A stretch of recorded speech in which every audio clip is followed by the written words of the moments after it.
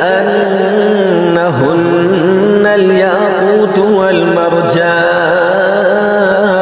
فبأي آلاء ربكما تكذبان هل جزاء الإحسان إلا الإحسان فبأي آلاء ربكما تكذبان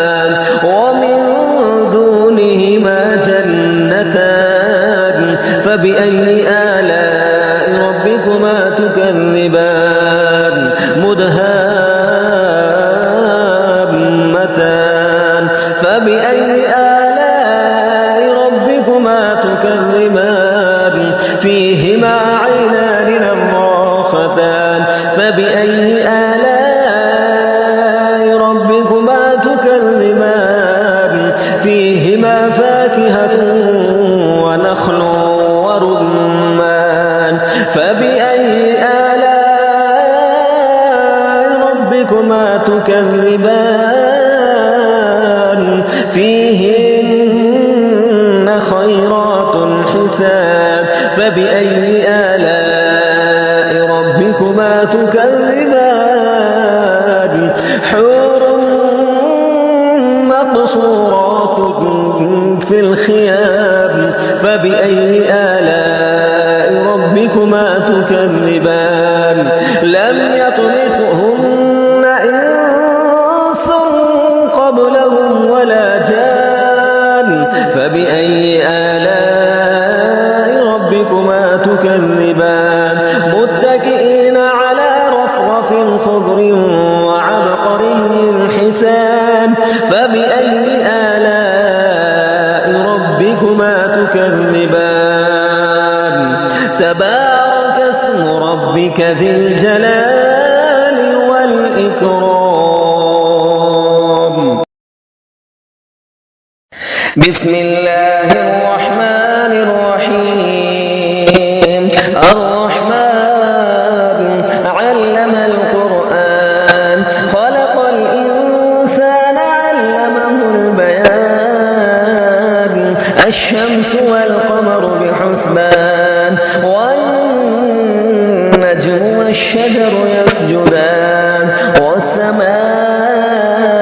رفعها ووضع الميزان ألا تطغوا في الميزان وأقيموا الوزن بالقسط ولا تخسروا الميزان والأرض وضعها للأنام فيها فاكهة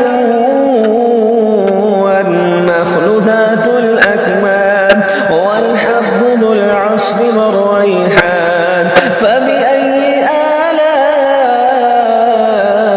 آلاء ربكما تكذبان فبأي آلاء ربكما تكذبان سنفرغ لكم أيها الثقلان فبأي آلاء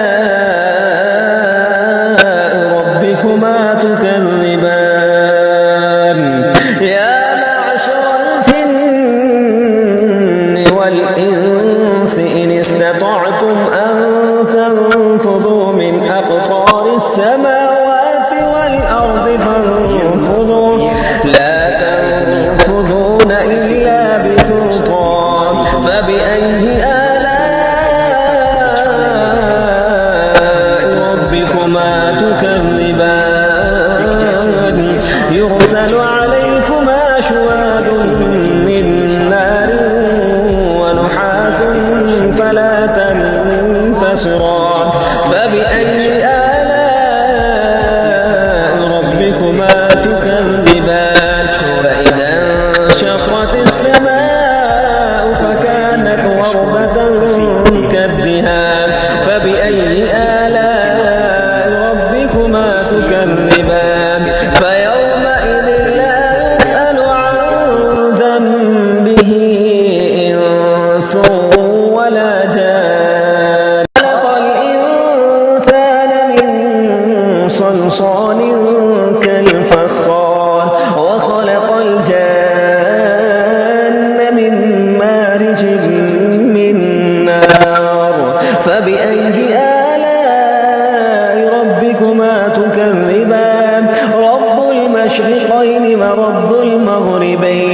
فبأي آلاء ربكما تكذبان مرج البحرين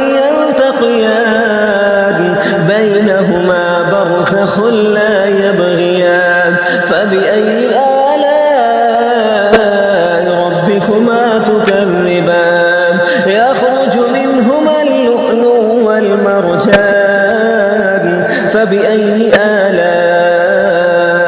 ربكما تكذبان وله الجوار المنشآت في البحر كالأعلام فبأي آلاء ربكما تكذبان كل من عليها فان ويبقى وجه ربك ذو الجلال والإكرام فبأي آلاء ربكما تكذبان يسأله من في السماوات والأرض كل يوم هو في شأن فبأي